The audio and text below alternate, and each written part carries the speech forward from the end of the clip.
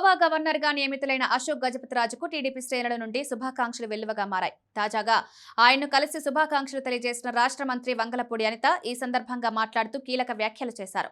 ప్రస్తుతం దేశవ్యాప్తంగా అశోక్ గజపతిరాజు సేవలు విస్తరించాయని ఆమె అన్నారు. రాజకీయాల్లో ఎలాంటి ఆరోపణలు లేని వ్యక్తి ఆయన అని, ఆయన నీతికి నిజాయితీకి మారుపేరని కొనియాడారు. 50 ఏళ్లుగా విజయనగరం జిల్లాకు అనేక సేవలు చేశారని పేర్కొన్నారు.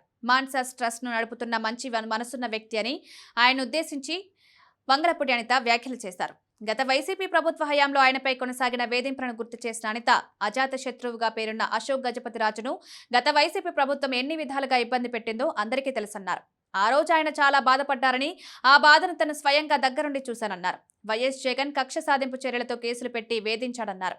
కానీ చంద్రబాబు మాత్రం చేసిన సేవలను గుర్తుంచుకొని ఆయనకు మంచి అవకాశం వచ్చేలా చేశారన్నారు.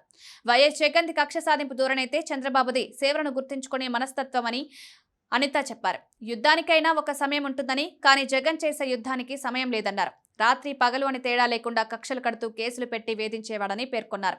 అందుకే 151 సీట్ల నుండి 11 సీట్లకు దిగజారాడని, ఎంతో మంది సీనియర్లను టచ్ చేశాడు గనక అధపాతాళానికి పడిపోయాడని వంగలపూడి అనిత వ్యాఖ్యానించారు.